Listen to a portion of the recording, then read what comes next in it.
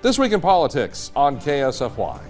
Good evening, everyone. I'm Brian Allen. We are now 9 days away from the election for Sioux Falls mayor, and we are continuing our series of discussions with the candidates. Tonight, we're joined by Greg Jamison, a former two-term Sioux Falls City Councilman and current member of the South Dakota House of Representatives. Jamison ran for mayor in 2014 and was defeated by incumbent Mike Huther. Now, 4 years later, Jamison says he is again ready to serve in the city's top job. I'm ready. After 8 years of service on the city council and 2 years as a state legislator, I'm ready. All those discussions over all those years about land use, property rights, new ordinances, spending, appropriating the funds, figuring out how we're going to pay for things has prepared me to serve. And it's after all of that that I really believe I'm ready. Do you have a top concern as we sit here right now? Is there an issue that rises to the top for you?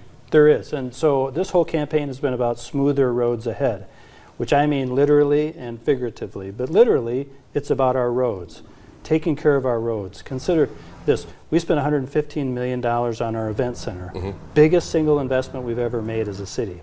But when you add up all of the other things that we have, and money we spent on our roads, we have more than $1 billion invested in our roads. And we have taken care of so many things over the years. We have great libraries, great entertainment venues, clean, reliable, affordable water. But it's our roads that we've kind of neglected over all these years so that we could pay for those things.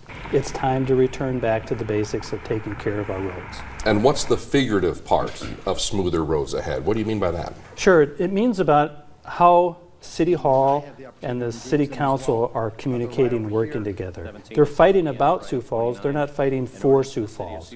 So there's a lot of relationships that need to be repaired like that. The mayor's relationship with the state of South Dakota, the Chamber of Commerce, the Convention and Visitors Bureau, all those organizations need help. So smoother roads ahead is about making things work better. And having served as a council member, I've been a part of those discussions when the mayor does something and all of a sudden now we're at odds. The administration and the city council are fighting and we don't know how we got there. Having seen that, I know how to prevent that going forward. Devil's advocate would say that a little bit of disagreement, discussion, heated debate is a healthy thing. Oh yeah, and that happens, and that's all good. I'm talking about showing some courtesy and respect for each other, recognizing the differences that you have as the city council and I have as the mayor, and understanding that we need to do this together. And I appreciate and understand your authority. And together, working together, we can make this better. Do you feel the city has been smart in its approach to managing the growth that we're seeing in this community right now? Are we doing a good job on that? We're doing a very good job. First off, it's very difficult to handle 4,000, 5,000 people come into your community and think you've got it all mapped out and planned out so it all flows good. Think of like this. Remember years ago, 41st Street. You drive 41st Street from, say, Minnesota out to Kiwanis. There are curb cuts everywhere for businesses. And it's hard to travel that road because nobody really ever thought a long time ago that growth would happen like that. Now, going forward, you see new roads like 69th Street, 57th Street, or Louise. Things like that are under control. So we're planning better now for that large group of people coming. And then there's also a very delicate balancing act, is there not, in terms of available housing plus the added aspect of available affordable housing. Right. Yeah. There's challenges, so you have immigrants and you have refugees coming to our community. They're looking for some of the same homes that others working poor in our community are looking for. There's a huge strain on affordable housing in our community. Our best approach for affordable housing is to increase wages. And the opportunity there is to increase manufacturing jobs. We have a large amount of entry-level jobs and then a large amount of high-income jobs. We need to fill that center gap, and that's with manufacturing. And then that will take care of a lot of other challenges in our community, like affordable housing. So then if you are elected mayor, would one of your challenges be to recruit those new businesses to town? Is that something that's top of mind for you right now? It is, and so on Valentine's Day, so not that long ago, while I was in Pierre, I met with the governor, and I said, you're going to be governor for 6 more months while I intend to be mayor. What can I do to help you help Sioux Falls? And we talked exactly about economic development. Recently we had a large cheese manufacturer who was proposing to come to our city at Foundation Park. We laid all the cards on the table, the state did too. We thought we had it all kind of figured out. Well, they obviously decided to go somewhere else. We missed it. My intention going forward is another manufacturing company like that, we've got to go even further in. We can't let them get away. You know, if you're elected, you will take the place of two-term mayor incumbent Mike Huther.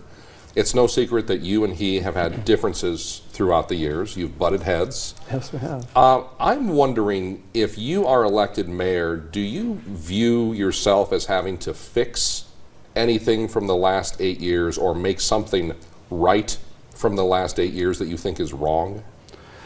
Well, there are some things that have happened, certainly. Even while I was in Pierre, I proposed legislation that would outlaw the use of those confidential settlements, like what was done on the event center. That caused a huge disruption in the trust that the public has in their local government.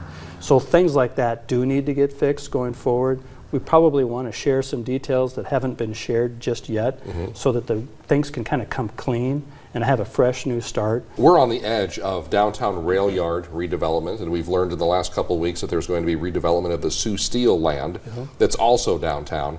As we sit here right now, what are your thoughts on what that area should become?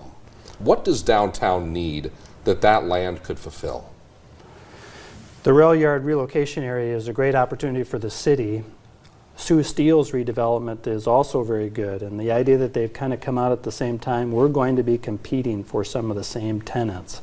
And the challenges are, and what the opportunities of maybe what I would like to see are some mixed uses, retail, restaurants, those kinds of things. I'm not probably expecting or going to be pushing for any housing to occur there. You know, building homes next to an active rail line generally is not a good idea. Yeah. But the adjoining properties have great opportunities. And if we can continue and build out the rest of the Greenway project down to the falls, now we've got a great opportunity to bring people back and forth and have a great experience when they go to the falls. One thing I wanted to make sure to ask you, talking about, going back to the topic of growth here for a second, it's not just us. It's T, it's Harrisburg. They are growing as well. Do you see yourself maybe working closer with those communities in the coming years, closer than maybe previous mayors have had to? Absolutely, we're knocking on each other's doors, literally, really. And some of the sewer systems that are available and how they tie into some, we want them to tie into ours. Water uses that they're limited and their growth is limited because of their water availability. So in the past, I brought together the Lincoln County Commissioners, the Minnehaha County Commissioners, and the City Council together for the first time ever. And so imagine now if we brought together the T Mayor, Harrisburg Mayor, Brandon Mayor, the Sioux Falls Mayor, and we talked about, let's just make sure that nobody steps on anybody's toes. And our thanks to Greg Jamison for joining us here tonight. We will check some political headlines when This Week in Politics continues on KSFY.